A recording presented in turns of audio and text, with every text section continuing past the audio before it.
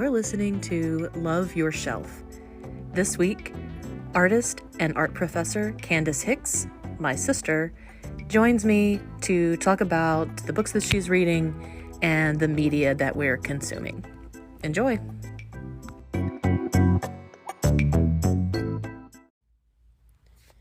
Hello. Hello. Wow, we kind of sound alike. That's going to be confusing. This is Candace. I'm Crystal, and my sister Candace is here with me. And so hopefully it doesn't sound like I'm just talking to myself. Or maybe that'll make it more interesting. We'll see. You're just jumping back and forth, pretending to listen Yes. to yourself. And answering myself. Yeah. Yeah. I could do a voice. You know, a voice that's even more... like a voice, like... You want me to? No. Okay. No. I would rather we just sound alike.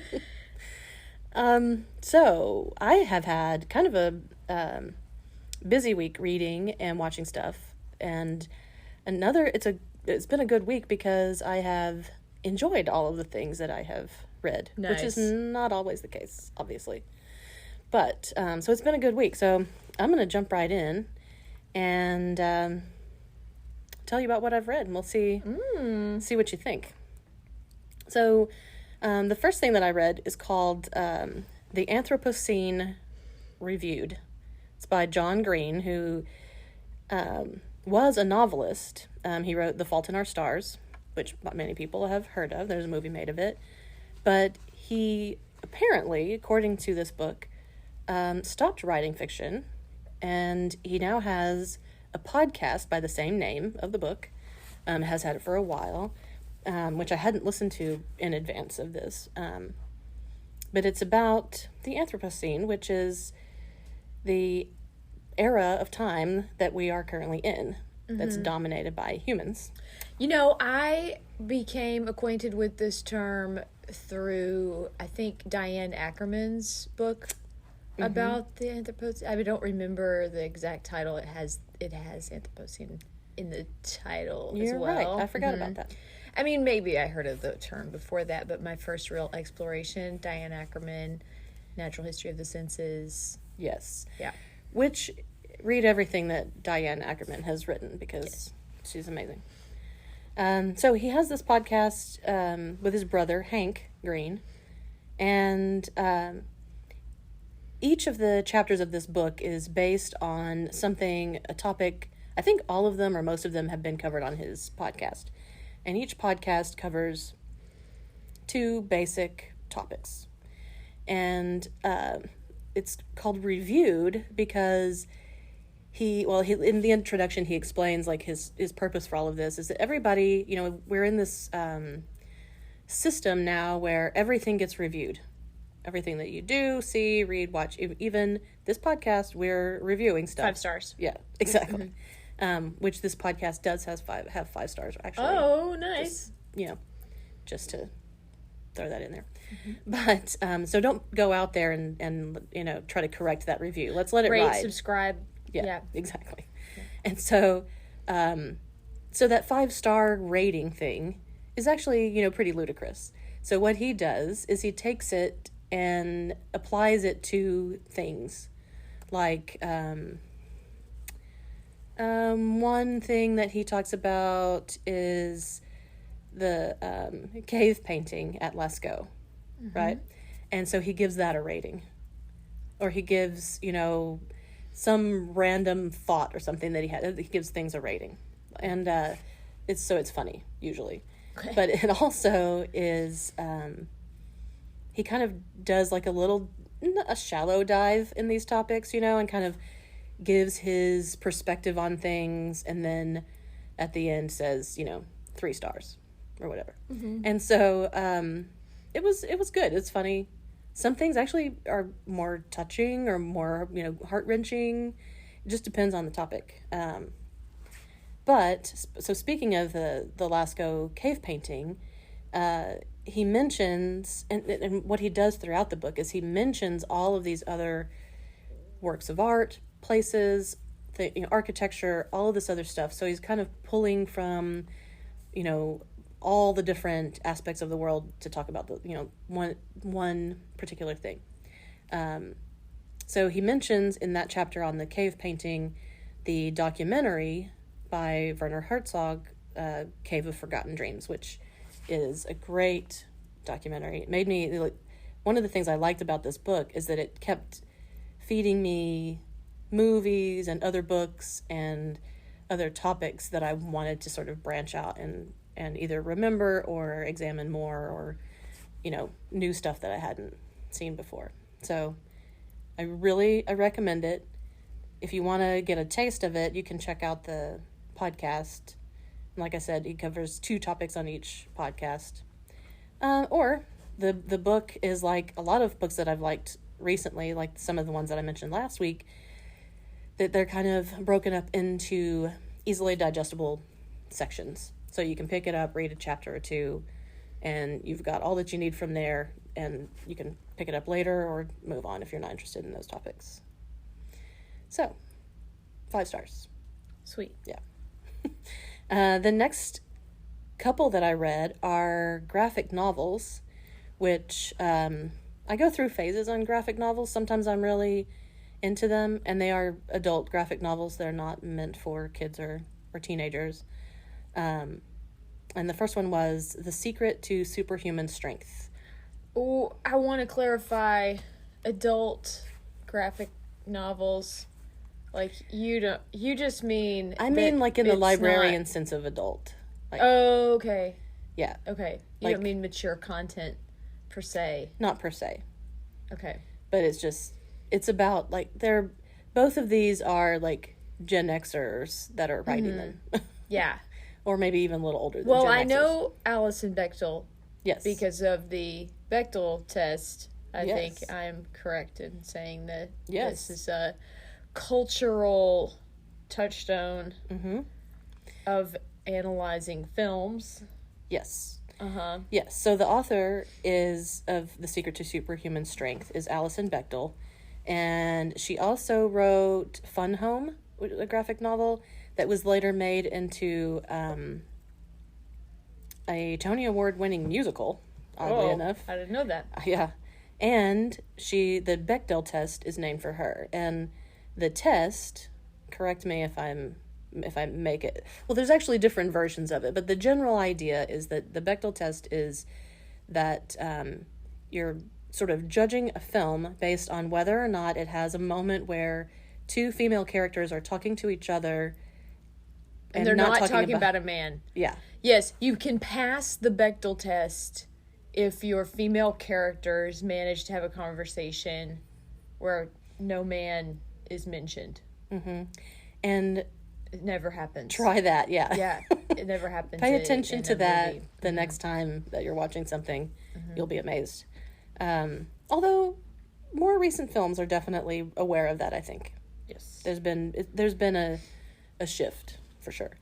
But and then others will add features to that, like they add more qualifying points or whatever to that. But the general idea is, do you have 2 women? If we were making a film now rather than a podcast, we would be passing the Bechdel test. We would be 5-star passing the Bechdel test. True. Yeah, because it's just the 2 of us here. Well, and we're not... I really want to say something about a man, but I want to hear more about this particular Bechdel book. Okay, so it's odd.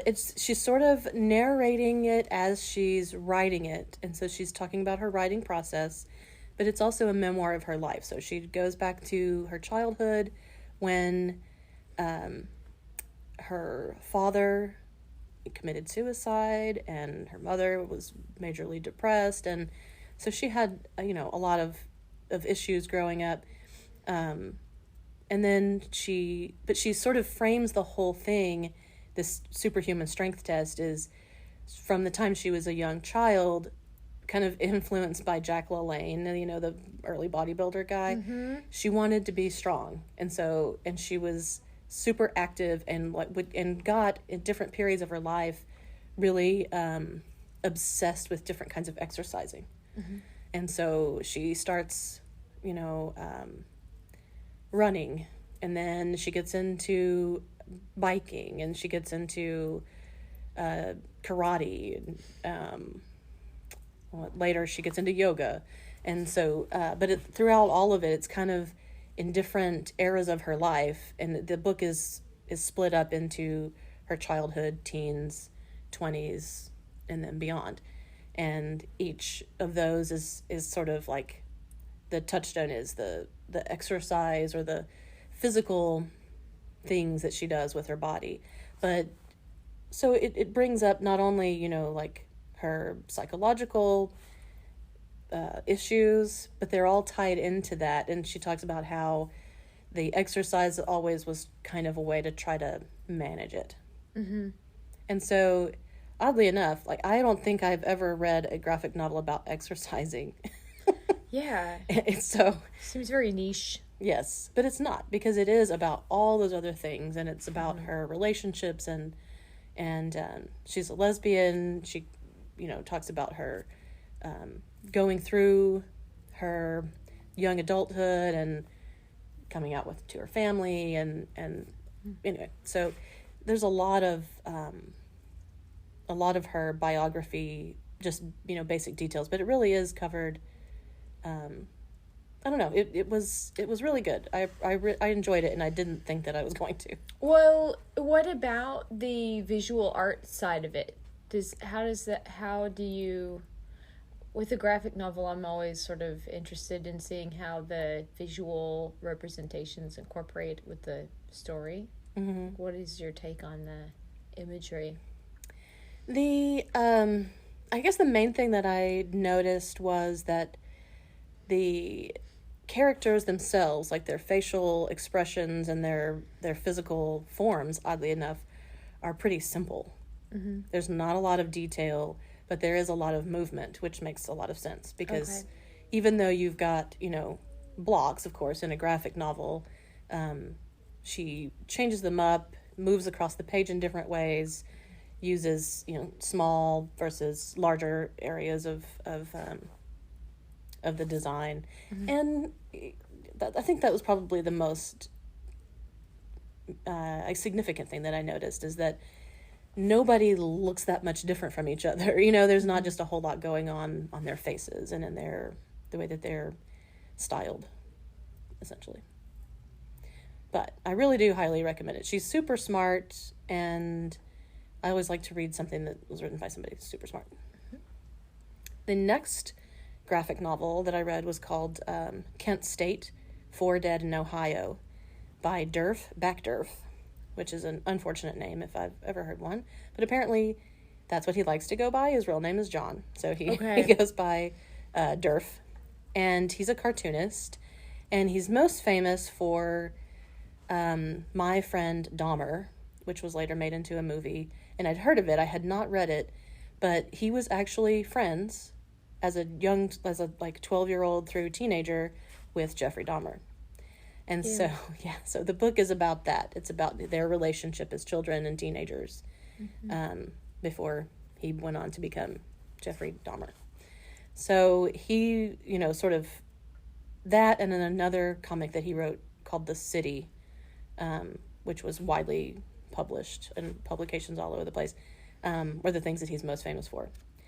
But this book is about the Kent State massacre, I guess you would call it, in 1970, and he really gets down to like a micro level examination, like to the, you know, just like when you see documentaries about the JFK assassination, where it's like pulling in all of these eyewitness accounts and all of the written and recorded history about it, and breaks it down to the days leading up to it, to the what turns out to be 13 seconds when the National Guard actually fired on the students at Kent State.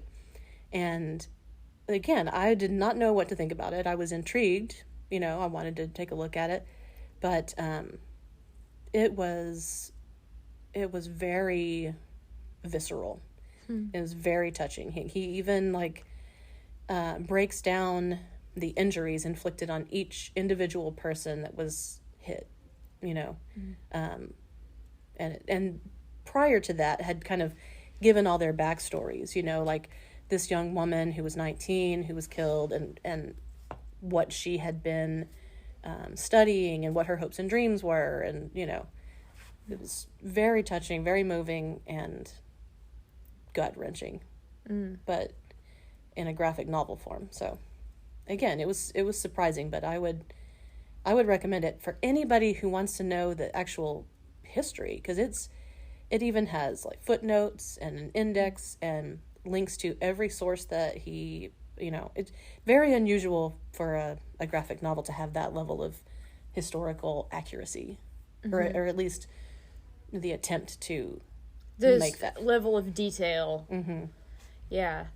I mean, I think a lot of times that graphic novels are compared to films because they are storytelling that have a visual aspect to them. It's very easy to make comparisons to film, but it seems to me like you rarely have a film that's capable of having footnotes and additional information like that, where you can really go deep or pace yourself in a way. Like, I think that's the big difference with a book. With a graphic novel is that you can look up from it or set it aside for a moment in a way that we don't really necessarily consume film or take in a movie.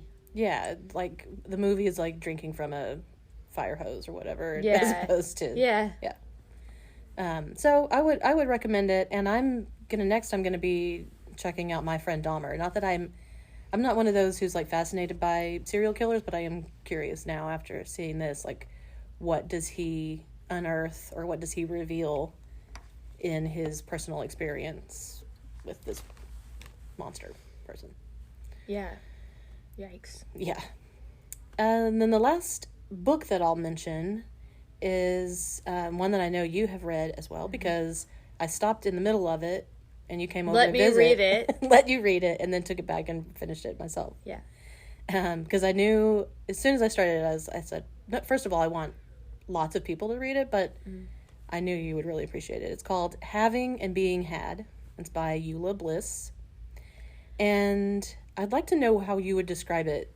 Well, first of all, I think that the title is one of the most apt titles of anything I've read in a long time, because it sets up the level of humor that is in there, because so having and being had, it is about, I think one of the first chapters is called consumerism or consumption, and I just heard myself saying that word, talking about how we watch films, that we consume them, like we have, it's kind of this overused idea, but the book is definitely about capitalism, and it's really funny to me. I thought that, like, one of the opening sort of vignettes, because it's all sort of about very sort of mundane things that happen to the author, and yet she is viewing that through this lens of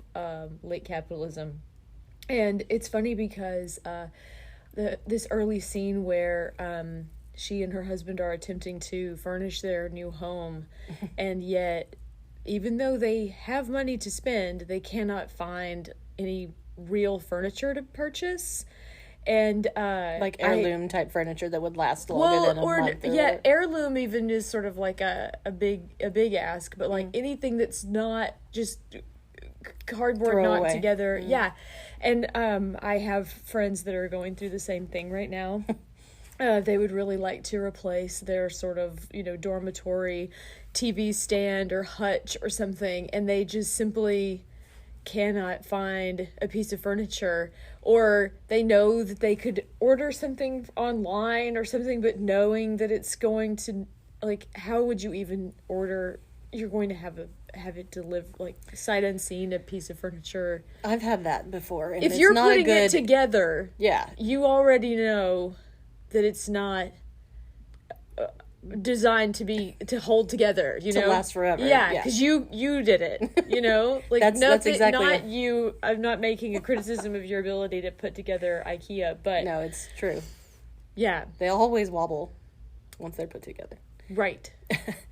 But I mean, but the point I think that you're making about consumerism, it is like we do use that word. It is overused because we over consume, and that's all like that's sort of our mode. We consume, and this podcast is about all of the media that we consume. And I think that like Pac-Man sort of vision of like we're just moving and taking things in, and we're I think that that's really apt, and I think it is a lot of what she's trying to say in the book, that maybe slow down and consider that consumption that you're doing, and it doesn't have to necessarily be about things, although that's most of it. But like like I said, like what's the things that you're putting in your head, in your body, in your in your home, what are you surrounding yourself with or filling yourself with?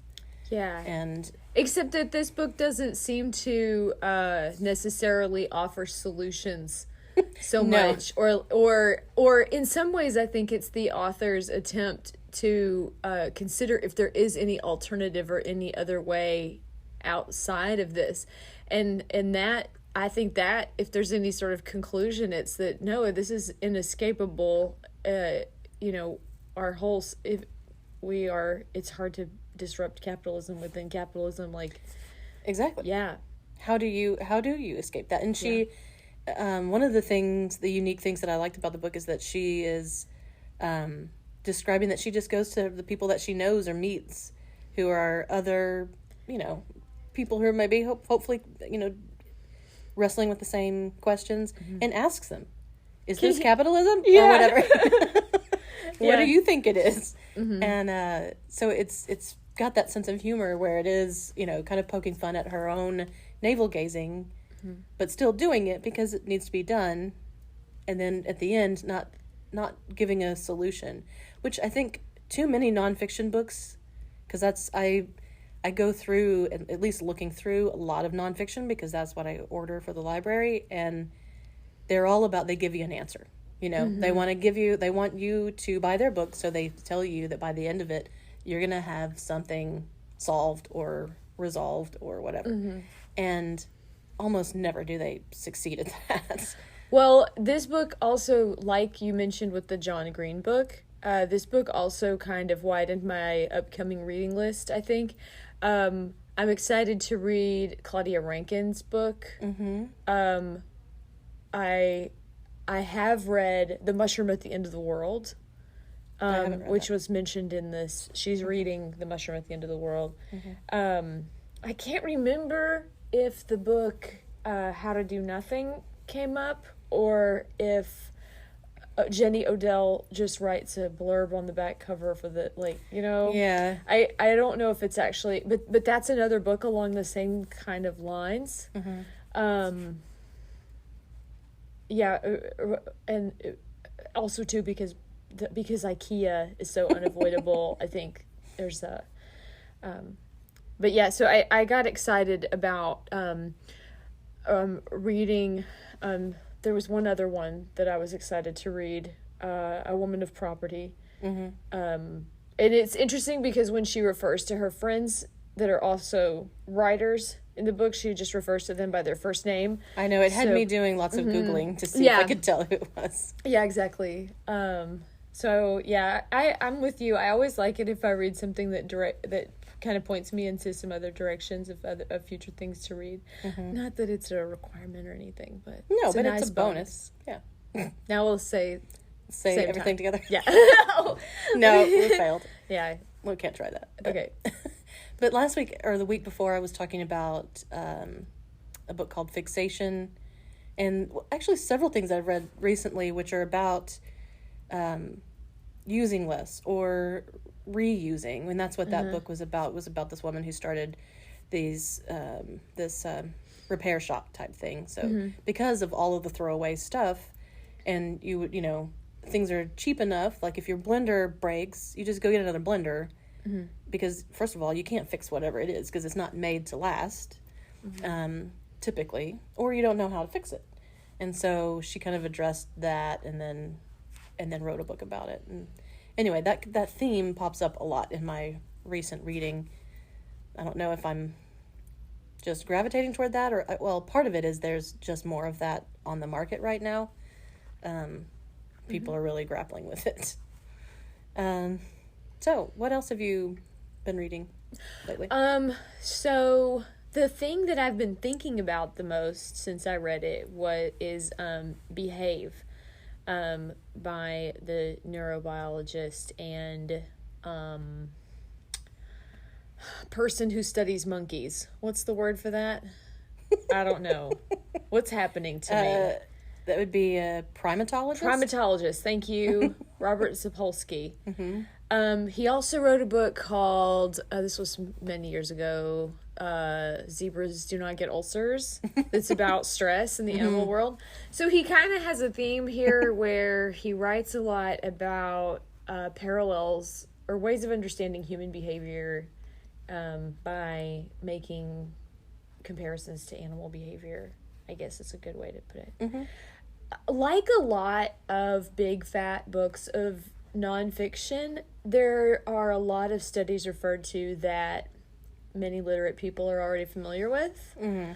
So at first I was kind of like, what new am I going to get out of this? Yeah, what new am I going to get out of this? But oh boy, is there like a lot of new, because one of the most interesting arguments that he makes, and indeed I think like one of the two major arguments of the book, is about the existence of free will. So let's just go straight there. So, but what the point that he's trying to make is that many people try to pigeonhole biology into only sort of being an explanation for a certain group of phenomena. So like we're happy to say that, oh, that is a result of your hormone level, or that is a result of your genetics, or something like that. And he really does a good job of pointing out the fallacy of agreeing that certain things are your biology, but not everything. Because we all have this tendency to think like, oh, there's a part surely where we're making decisions and we're in control somehow. Right. And I think it's one of the best arguments for why we need to at least reconsider where we draw those boundaries, or maybe just throw out that whole way of thinking. Even within the sciences, he's bringing up the idea that, you know, it's also not necessarily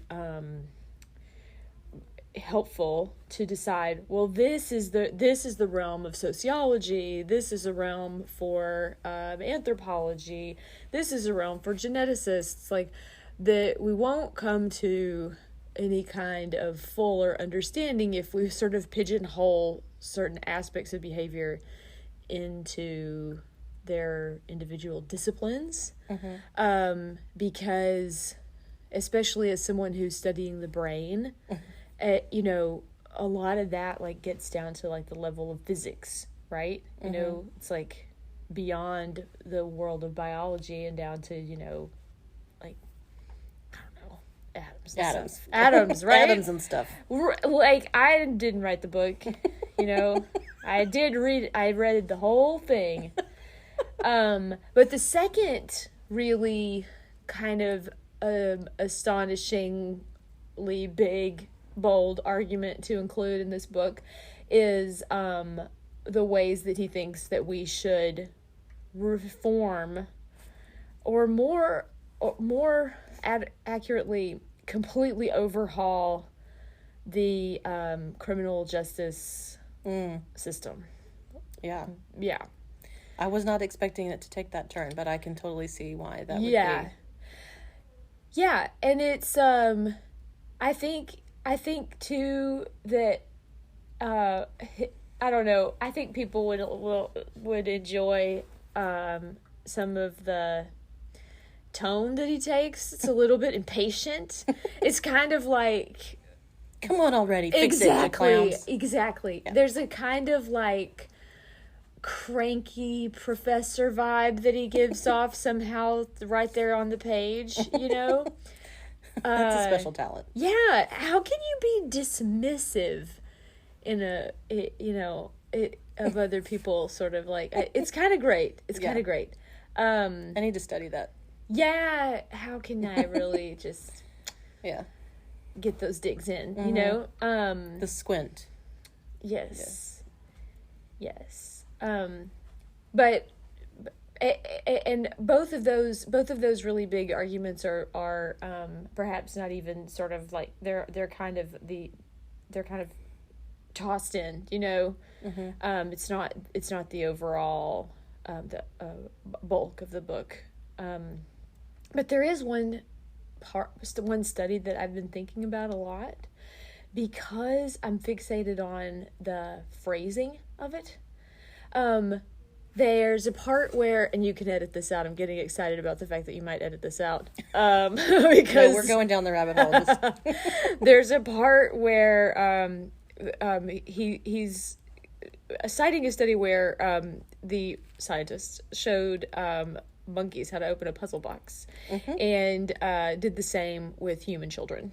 And so the human children will very slavishly like follow every single step that you do in showing them how to open the box, including like extraneous steps that are like sort of waving your hand over it or something, you know, whereas the apes or monkey, I don't remember I don't remember what species of non-human primate it was. Okay. But they will only perform the steps that they see are actually opening the box, because the box is clear and see-through. They can tell which steps are necessary to open the box.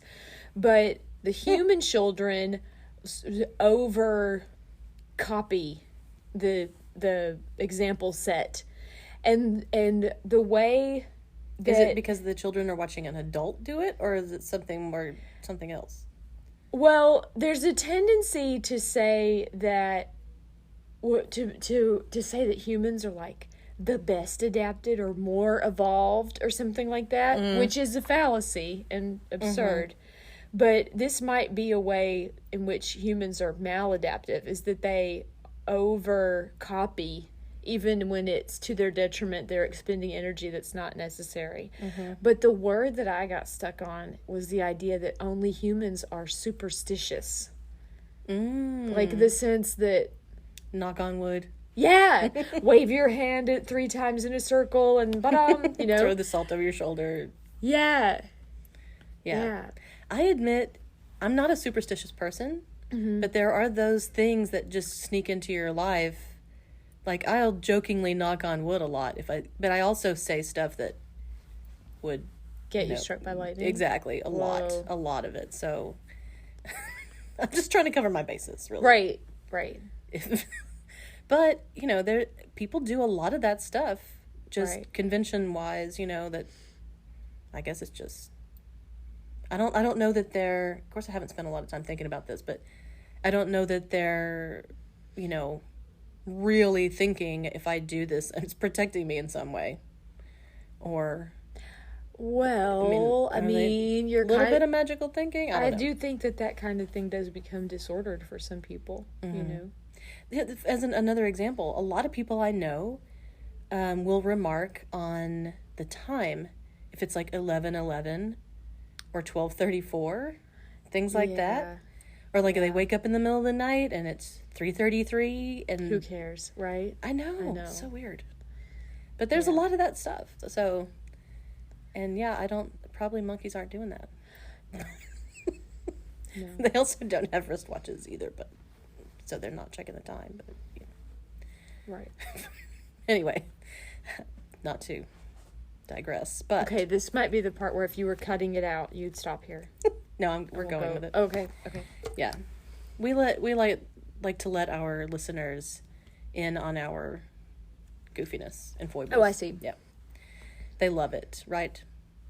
Are you waiting for yes, for an I'm answer? waiting for them to God, answer. They're answering. Okay, so I'm going to talk about some stuff that I've watched. Do it. Okay. First thing, and I may have mentioned it before, but you got me back into watching it, and I hadn't realized that this is what you were talking about, but it's called Grand Design. It's a British show, and each episode follows usually a family or a couple who are remodeling or building a house, and they're usually something unique about them, whether it's They're remodeling an old movie theater, which is the first one in how many seasons are there of this show? Like 1,000. 1,000 episodes. I have no idea. Oh. It's a lot. I think it's like 25 seasons or something. Yeah, it's been on television for a long time. Yes. And there's some seasons of it on Netflix, but otherwise I've been watching it on Crackle. Okay. And anyway. Did you just admit to something illegal? No. Okay. I'm pretty sure it's okay. I don't know. Whatever. If it is, again, edit this out. Just edit it out of your own brain, because I'm not going to edit it out of the episode. Crackle.com. But anyway, it's a good show, and it is... I'm not really into so much the, like, human element of it, where, like, the couple is fighting, or they're... they disagree about the design or whatever. I'm not into that part. I would just as soon fast forward through it and look at the houses. But they are all really unique and inspiring in different ways to, and like these glimpses into what can be done with sometimes really odd materials. Like, I think the last one I watched, they covered the roof in rubber or something. It's just strange design choices that turn out pretty much uniformly. They're all pretty cool houses. But you know how, like, usually when you're watching television, you're sitting down? Yeah. Well, there's something about watching grand design that even though I'm sitting down, it makes me want to sit down. Like, not build a house. Oh no, it doesn't make me want to go out and do this thing. No. It kind of has the effect of making it seem like anyone who can't just find an existing structure that would suit their needs must be a little bit of a maniac. Because they're all, like, low-key maniacs. Some of them are high-key. Yes. That's the mean side of it, to point that out. But you can always count on me for that part. I'm just always really happy. We've been watching it, too, like, every day, I think. And I'm like, I am just sitting here.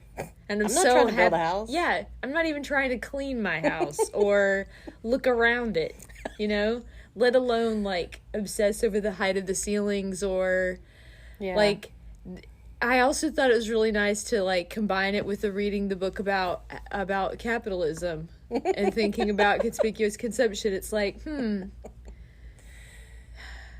There is a very satisfying kind of irony there. Yeah, like, for example, in the first episode, they're basically they say that they're remodeling this old movie theater in this small town, but they're not. They leave the facade up, and then they completely knock everything else that's remaining down and take it all out. So it's kind of odd. Just anyway, but there's one part of it where the wife is looking at this actually really amazing, like, floor that they kind of uncover. And I don't know what it's called, but it's like maybe like some kind of mica or some kind of shiny stuff that's in this concrete floor. They knock it all out, and then they end up putting back a concrete floor with shiny stuff in it. Anyway, that's just an example of, if I was interrogating these scenarios, it would drive me insane. Or I would think that they're all very stupid. But I'm not doing that. I'm divorcing myself from challenging these decisions. And I'm just looking at the houses. yes. So, yeah. But anyway, I would recommend it if you really want to, anesthetize yourself for a little bit. Yes, and pass a little bit of judgment that doesn't feel really harsh. Oh yeah, But, it's not like you're really invested in it or anything. Yeah, you just be like, oh, I would never, those curtains. Exactly. Yeah. On the other hand, the next show that I want to mention just started back a fourth season, and it's called In Treatment. It's on HBO, and the first 3 seasons were in 2008 to 2010. So it's odd that they're coming back with a 4th season of it. And the original series had Gabriel Byrne as a psychotherapist, and it's about a half an hour show, and every half hour is a session with a different patient. Well, they start to you see episodes with the same patient multiple times, but that's really all there is. So it's an intriguing premise that you don't see outside of those like time slots a whole lot, particularly at first. And there were like, I don't know, I want to say 43 episodes of this in the first season alone. There's a lot of it. But they are short. They're half an hour, so I guess maybe that's how they... I need to ask a confirmation question. Yes. So the long and short of the show is 2 people talking in a room? Yes. There's no and then we jump to the scene of this is that okay. No, okay. it's so really... it's like a play in a way. Yes, it's a conceit that it's very restricted to this room. And so the new season, no more Gabriel Byrne, I guess. He's not there. Too bad. I like him. But Yuzo Aduba is the therapist. Okay. And she's from Orange is the New Black. She played Crazy Eyes. Yes. Crazy Eyes. And so this is kind of like the furthest away from that character that she could probably get. Like, she's very stoic, presenting herself in a very formal way. Not at all. No hint of Crazy Eyes. Right. Which is good as a therapist, hopefully. But and for an actress. Yeah. Yeah. She's got range, I'll tell you. Of course. Yes. Yeah. There is, which apparently now all HBO shows have an accompanying podcast with them. There are very few shows that I'm going to turn it off and then go, I'm going to go listen to a podcast about what just happened. But, hey, I don't know. Maybe they're super popular, or they're trying to make it popular. But, in the first episode, I've only seen the first 2 or 3 for this new season. I think there's 24 of them. Or there will be 24. And it begins, and she's actually only FaceTiming with her client. And so I guess the first episode, I think it's just the first one, it's during COVID. So that's part of what they're talking about. And then in the next, I guess that was the pilot, and then when they carry on with the next episode, the characters are in the same room face to face, and they mention, yes, we had our COVID test or whatever, so that they can be face to face. But so all of this was just filmed in the last year, apparently. It's good, I will say. It's like I said, unique conceit, but I didn't feel like the restriction of, oh, this is boring, it's just 2 people talking to each other. Because it's very, it's emotional, and it's a different person each time. And so you're kind of left with, after the first episode, it's a home health worker who's the patient. And you're invested. You want to know what's going to happen with this guy. And then the next time it's a different person. And so it kind of keeps you going through it so that you pick up on all these threads of stories that have been started. I see. Yeah. That I know that we're now talking about film and television, but I'm remembering that the 4th book in the 4-book series by Ali Smith is set in the seasons COVID. one? Yes. So summer is the final season of those. I guess she's only going to have 4. She starts over again. Yeah.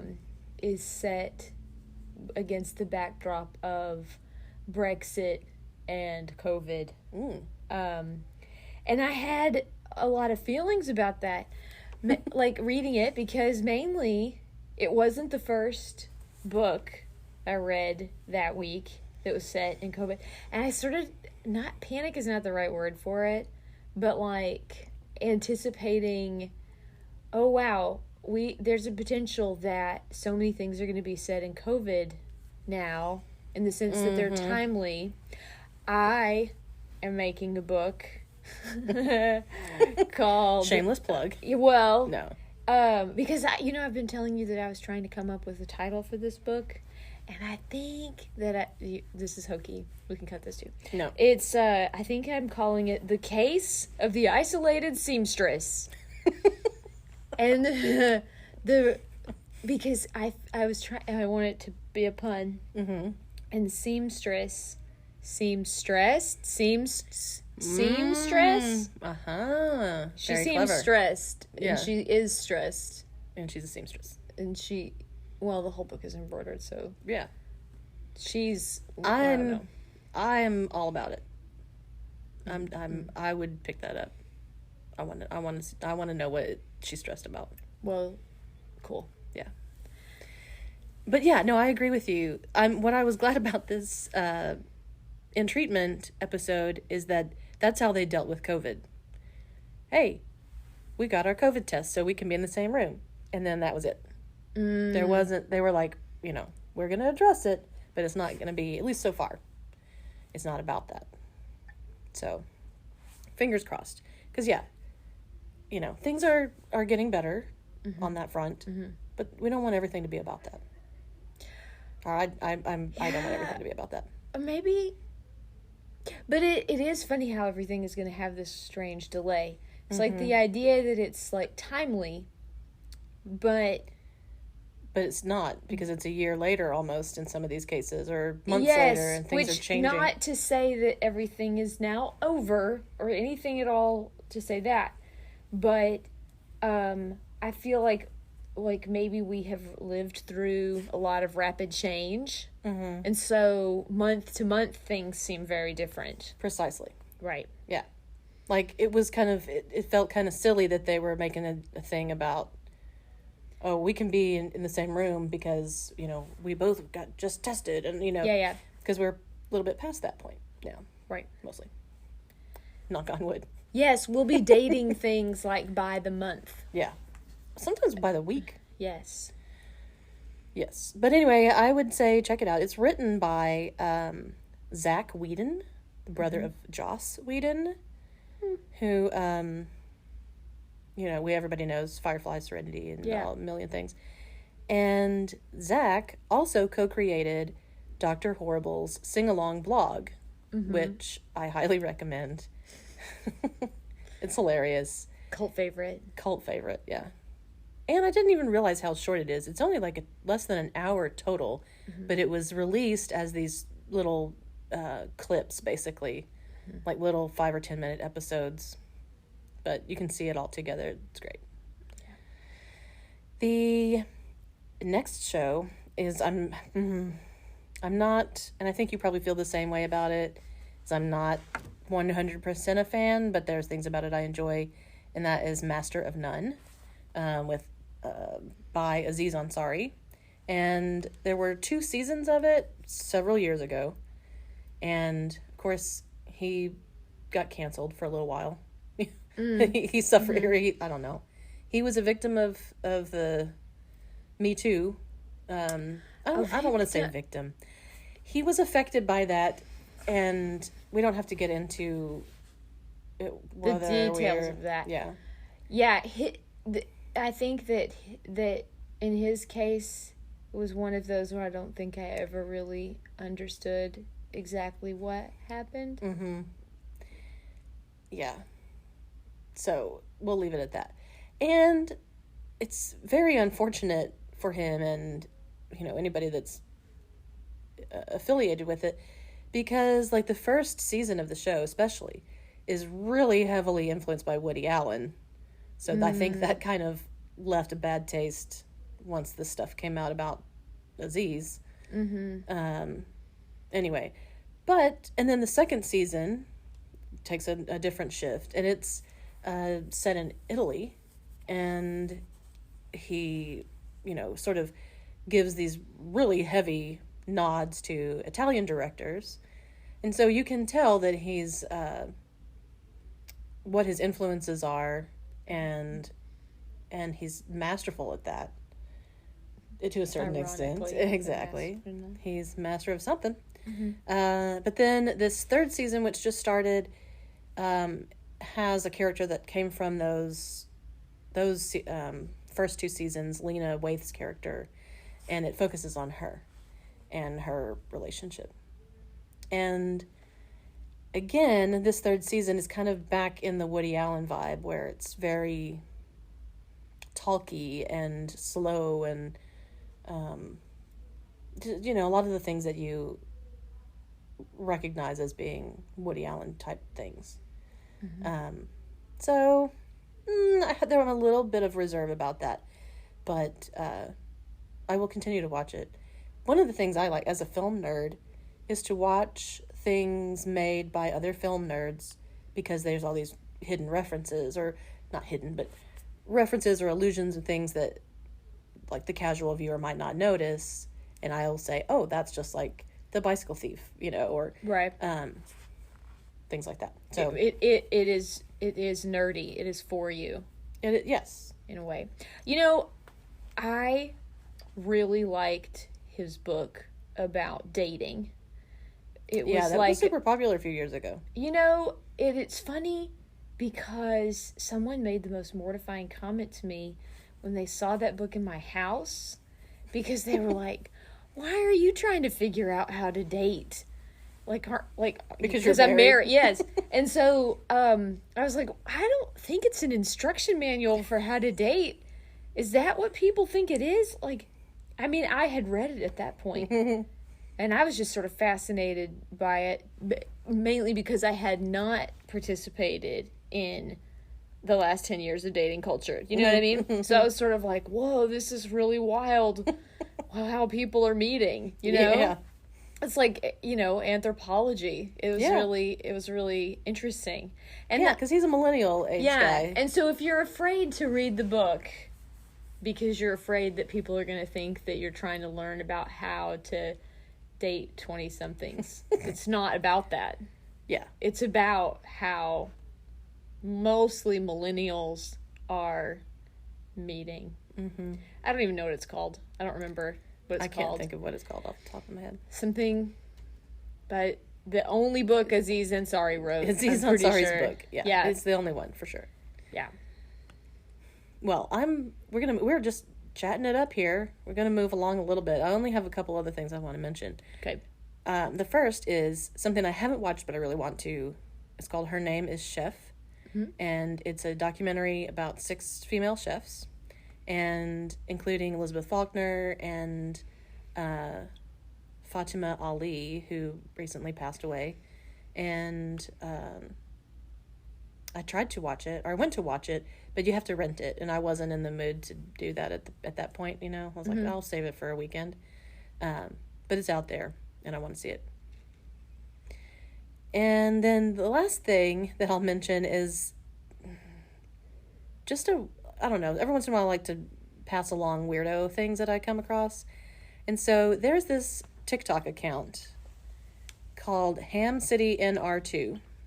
Mm-hmm. And it's like it's shot kind of first person, where the person who's shooting the videos is behind the camera and they're like moving around. And so he says, and I think he's in Stockholm. He says that he's moved to this new apartment, and there's like a street sign outside his window. And so this is all in the first video on this person's account, or the first video in this series, I guess. He's moved into this apartment. There's a street sign outside his window, and he's looking at it because he's taking video to send to his family. And he sees there's the crumpled up piece of paper taped on the back of this sign. So he goes out his window, has to reach out his window to get this thing off the sign. And it's this little small square of paper with the strips cut on the end, if you're going to put your number or whatever. Mm-hmm. And so there's a number on it, and there's these strange symbols in a silver pin on the note itself. And so he kind of says, what does this mean? What could this be?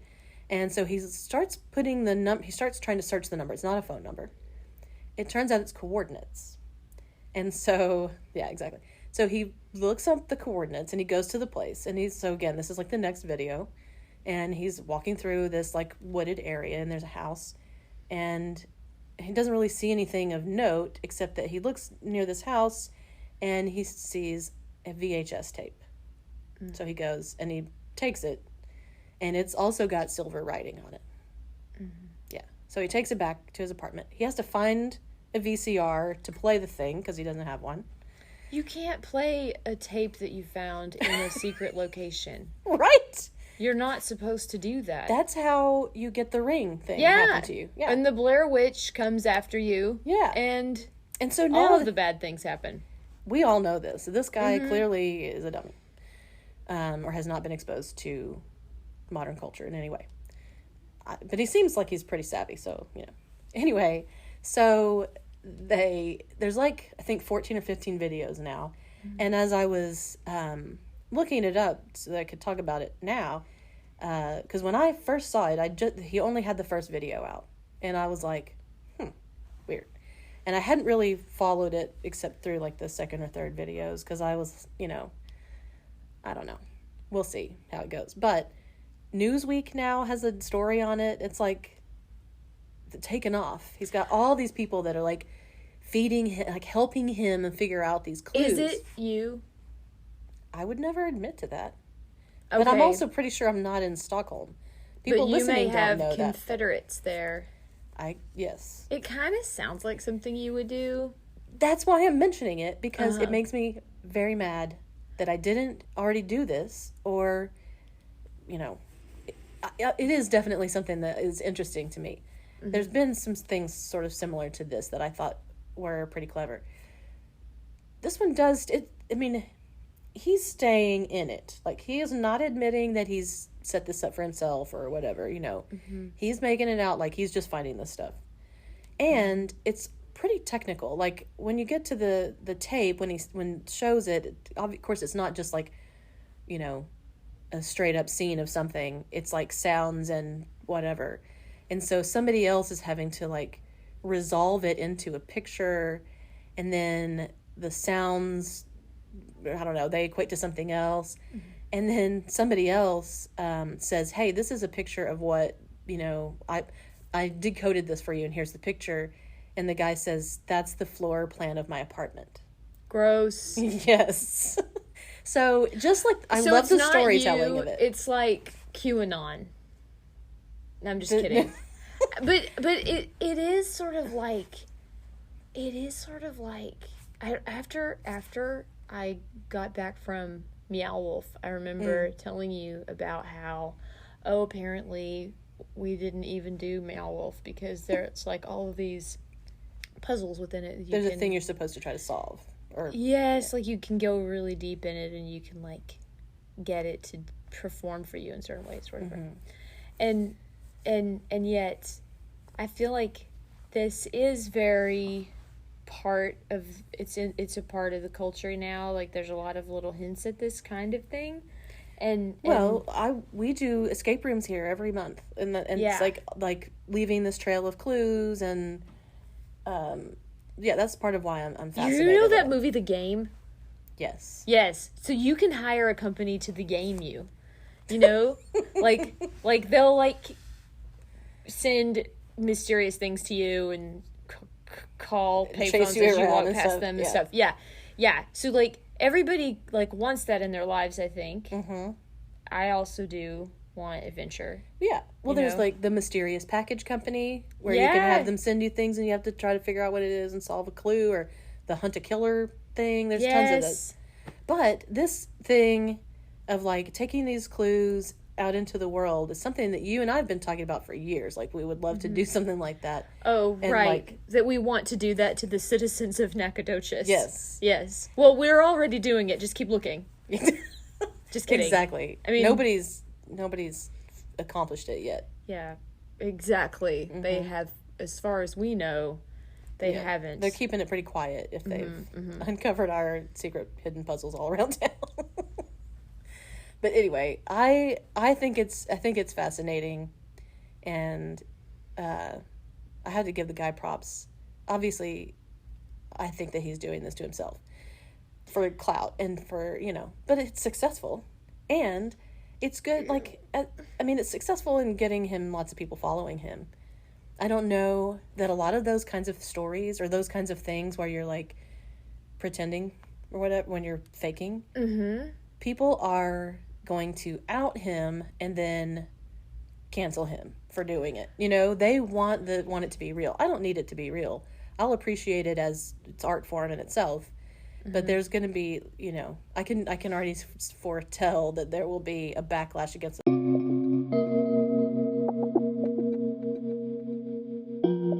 So we talked a few more minutes here about mysterious phenomena, but mysteriously, that part of the recording is lost. So that's all there is for this week. We will have follow-ups next week, and Emily will be back, and we look forward to hearing from you. Have a great week.